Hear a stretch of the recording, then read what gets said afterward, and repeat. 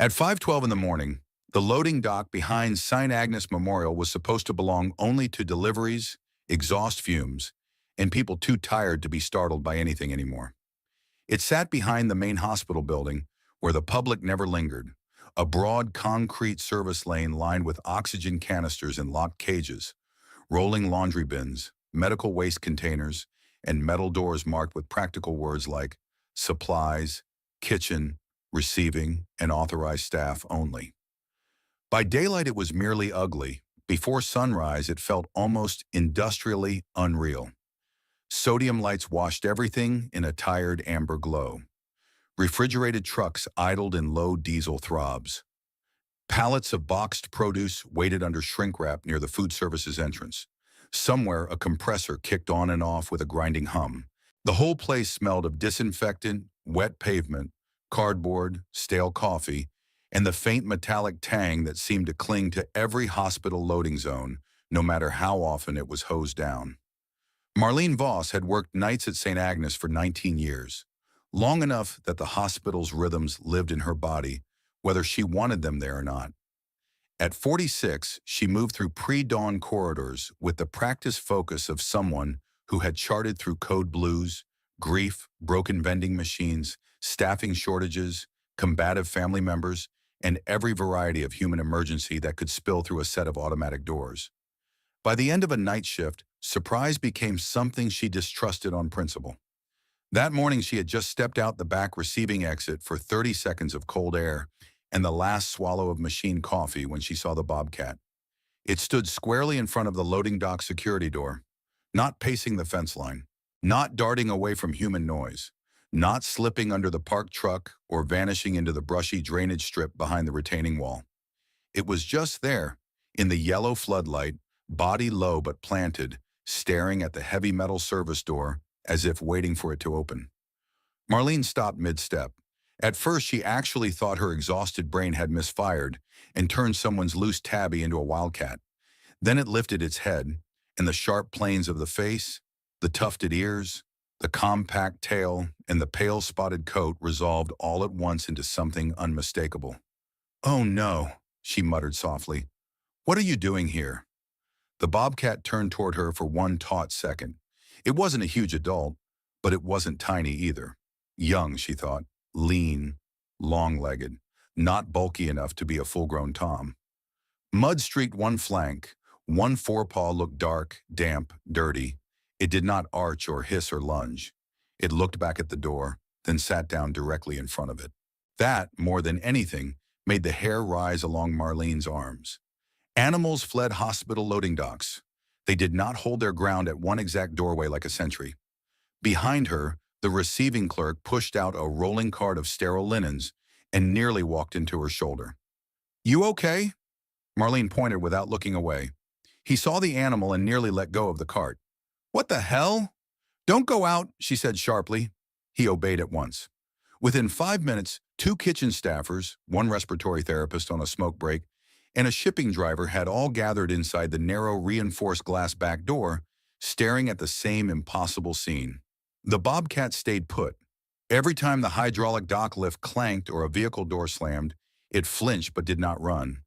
It remained fixed on the service door with an intensity that made the whole loading zone feel wrong. "Call security," the respiratory therapist said.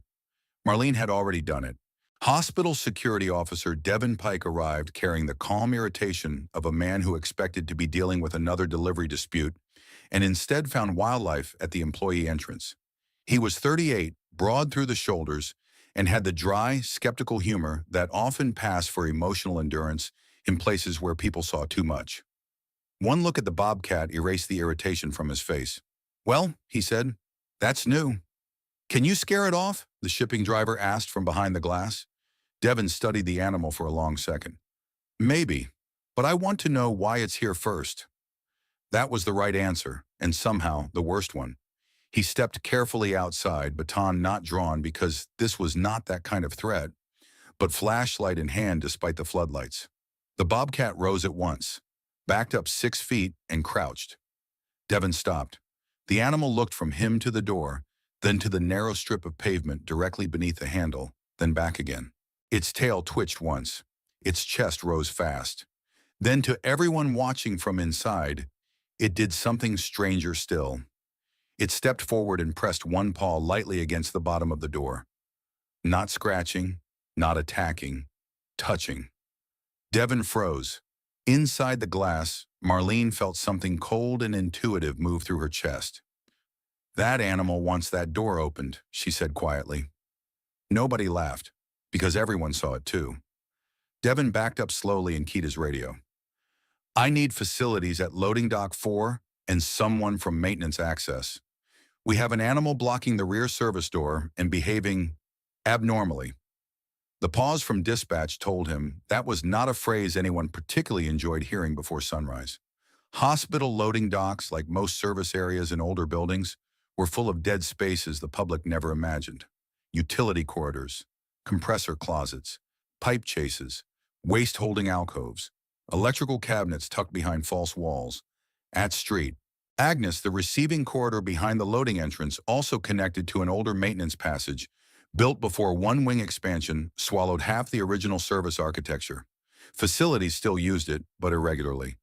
Parts of it were cramped, patched, and confusing if you didn't know the layout. Marlene knew enough of the hospital to understand that badly maintained back-of-house areas could hide anything from a burst pipe to a sleeping vendor rep. She did not yet think trapped person. That thought came later. The first clue was the handprint. Facilities technician Luis Herrera arrived with a key ring heavy enough to qualify as a weapon and the permanent expression of a man who had spent 22 years fixing things only after they had become everyone else's emergency. He took in the bobcat, the gathered staff, and the closed door, then frowned. "Why is the rear dock entry even locked from this side?" he asked. "It auto-locks after deliveries," Devon said. "Badge entry only." Luis moved toward the access reader. The bobcat backed away a few more feet but did not flee. It stayed close enough that its shadow merged with the cast yellow light on the concrete. Then Marlene saw it. "Wait," she said sharply. Everyone looked.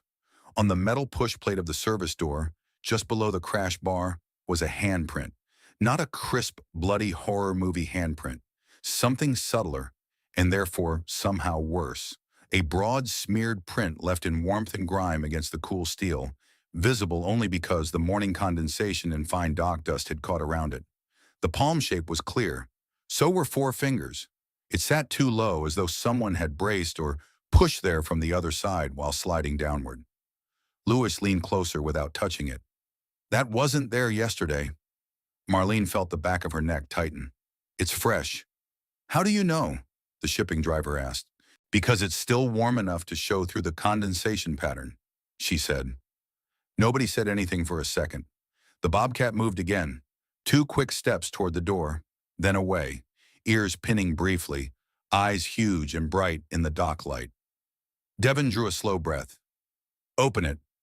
Louis swiped in, keyed the mechanical override, and pulled the door open. At first, there was nothing but the stale service corridor smell of concrete dust, old insulation, and cold institutional air. Then Marlene heard it. Click. A soft, repeating click from somewhere deeper in the maintenance passage. Not a digital timer. Not like a bomb or machine warning.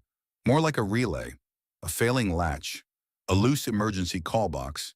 Mechanical, intermittent, humanly wrong. The corridor beyond the loading entrance dog-legged left into a narrow service hall, lined with pipes, rolling carts, and a locked janitorial cage. Overhead, fluorescence buzzed weakly. The sound came again. Click.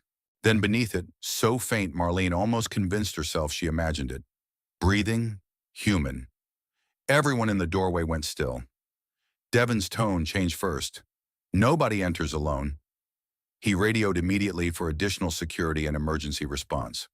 The hospital's internal code system was a language of practiced urgency, and within seconds the loading dock changed character. What had been weird became serious. Staff were cleared from the threshold. The dock lane was locked down. 2 more security officers arrived from internal patrol, followed by a facilities supervisor with a master corridor map and the nursing administrator from night operations, who, upon seeing Marlene's face, stopped asking procedural questions and started listening. The bobcat remained in the loading zone. That part unsettled Marlene more every minute. even when more people arrived, even when radios crackled and the outer lane was blocked off. The animal retreated to the edge of the oxygen cage and watched the open doorway, tense and ready, but did not leave. Wild fear battled with some larger attachment it would not break. "What if there's something in there it wants?" one orderly whispered. Marlene looked at him. "It's a hospital, Doc, not a den." Still, she understood the thought. Everyone was trying to fit the animal into some explanation that made sense. The service corridor click led them only 20 feet before the real problem revealed itself. Past the janitorial cage, the hall narrowed at an old swing door, leading into a utility branch no longer used for regular transit. One of the overhead conduit brackets had torn partially loose from the wall, dropping a bank of bundled lines and a small metal shelving frame across the entry. The space beyond was shadowy and partially blocked. A portable work light had toppled sideways on the floor, and beneath the tangle of conduit and steel shelf, one human leg in maintenance coveralls lay twisted at an angle no one liked. "Jesus," Devon said. The person beneath the debris stirred. A man, young, conscious or near it. One hand visible above the fallen frame, fingers scraped raw. The other arm trapped near his torso. His face was mostly hidden behind a bent conduit bundle and the edge of the collapsed shelf.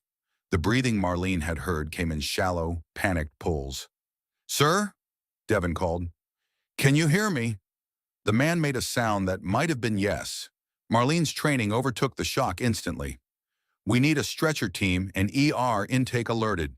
Now." She dropped to one knee just outside the unstable threshold while facilities assessed the collapse. The click came again from somewhere close to the man's pinned side. This time she identified it. A broken personal alarm device clipped to his belt, still trying to cycle. Every few seconds its damaged relay reset and clicked, but no audible call tone was getting through. He hadn't been calling for help in any way people could hear. He had just been lying back there while the emergency click kept trying and failing to become an alarm. The identity came together fast. Contract refrigeration tech. Overnight service on the dockside medication coolers. Signed in through vendor entry around 3 a.m. One man only, name, Eric Malloy, 26. He should have left 2 hours earlier, but the sign-out system on that wing had glitched during the night, and nobody had noticed. "How long has he been there?" Marlene asked. Louis looked at the fallen shelf, the dust pattern, the handprint on the door, and the path from the blocked corridor to the exit. "Long enough to drag himself partway out." That put the handprint in everyone's mind all at once. He had made it to the loading door. Or almost. He had gotten close enough to shove at it, maybe believing it would open, maybe not knowing the badge lock had auto-engaged. Then something, pain, exhaustion, worsening injury, had forced him back or collapsed him before he could escape fully. The warm smear on the metal was what remained of the effort. Marlene looked over her shoulder through the open dock entrance. The Bobcat was still there, crouched beneath the floodlight, staring not at the people now, but at the corridor beyond them. She did not say anything.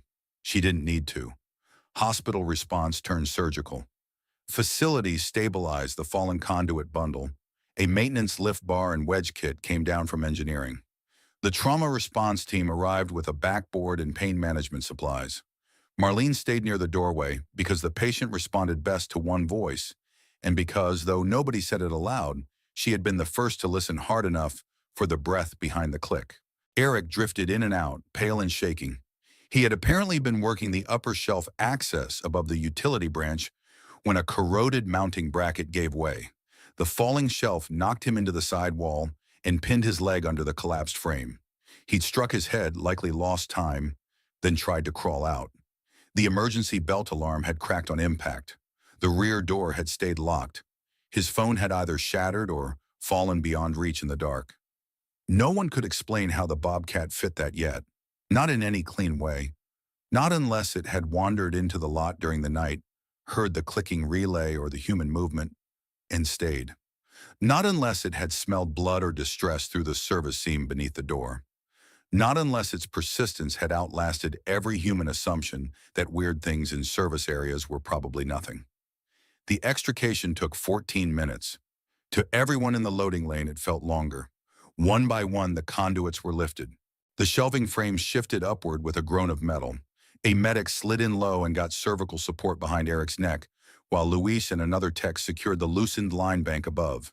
Eric cried out exactly once when the weight came off his leg, and Marlene closed her eyes for half a second, because that sound told her two things at once.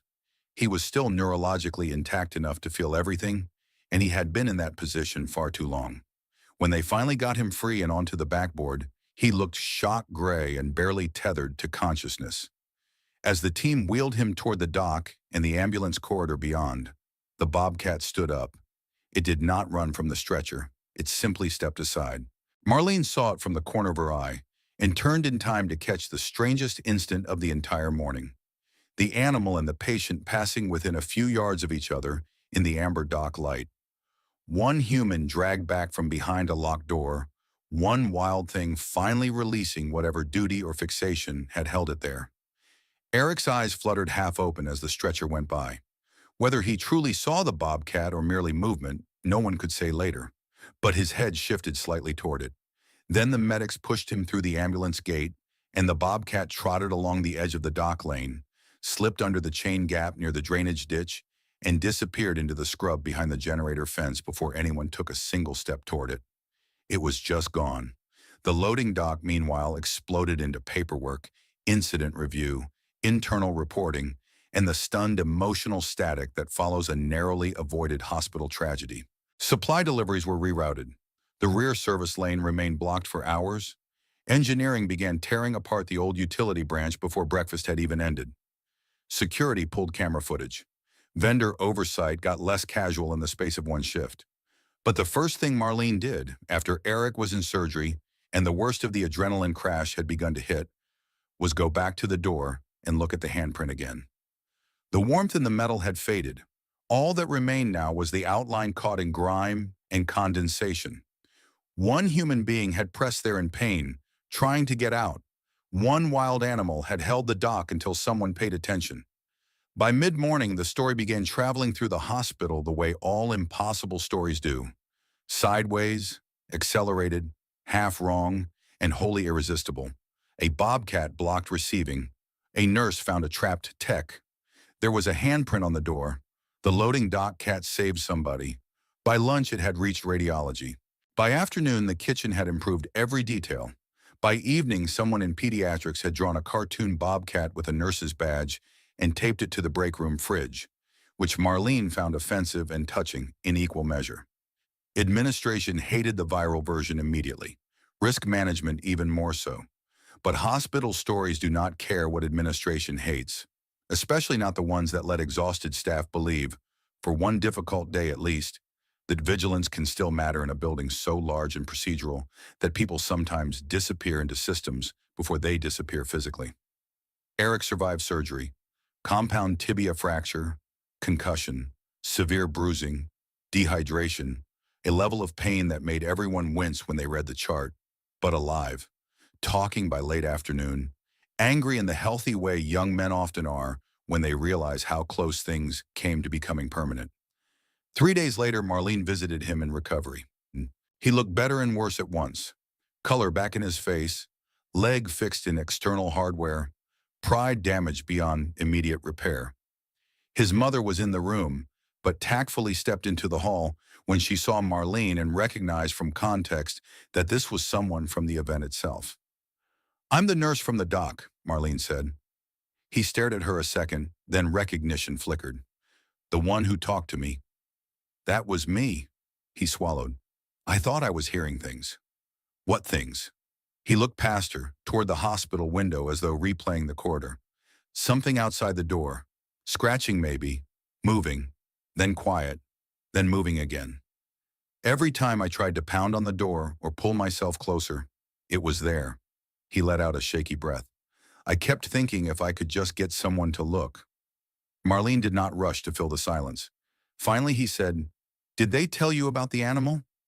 She nodded. He laughed once, then winced because laughter and broken bones have a poor relationship. "Figures no one believed me when I started asking if there was a cat out there." "It wasn't a cat," she said. He studied her face, understood she was serious, and grew quiet. "Do you think it knew?" he asked. Marlene thought of the loading dock lights, the fixed body in front of the door, the handprint, the click of the broken alarm, the way the animal had touched the threshold with one paw as if checking for the person behind it. I think it knew something was wrong there, she said. Maybe that's enough. The incident forced changes that should have happened years earlier. No lone vendor access to old service branches. Manual check-in confirmation for overnight contractors. Removal of half the obsolete shelving still anchored in pre-expansion utility quarters. Badge lock review on all receiving exits. Security camera blind spots patched. Emergency distress alarms upgraded to models that failed loud rather than quiet. The hospital newsletter called these reforms. The night staff called them things we should have done before almost killing a refrigeration kid behind a locked door. As for the Bobcat, sightings around St. Agnes became a strange, soft obsession for the next month. A waste pickup driver swore he saw it near the oxygen cage one dawn. A lab courier claimed there were tracks by the drainage culvert behind parking structure C. One pharmacy tech insisted she saw the same young cat sitting on the retention wall beyond the helipad just before sunrise, watching the loading lane from a distance. No one ever proved any of it. Marlene did not much care to. For her, the important part had already happened. Some nights after that, toward the end of shift, she still stepped out the back door with coffee that had gone cold long before she admitted it. The loading dock looked ordinary again. Ugly, lit badly, smelling of cardboard and bleach. Deliveries came and went. Oxygen cages clanked. Trucks idled. New handprints layered over old paint. The service door had been cleaned, repainted, and fitted with a new emergency release protocol. But she always looked once at the patch of concrete where the Bobcat had stood, and once at the metal door where the warm handprint had been. Because once, in the hour before dawn, when a hospital service lane was full of ordinary noise and nobody had any reason to suspect anything beyond fatigue and routine, a wild animal held its ground at a locked loading dock until the humans inside finally understood that someone behind the door was still alive and trying to get out.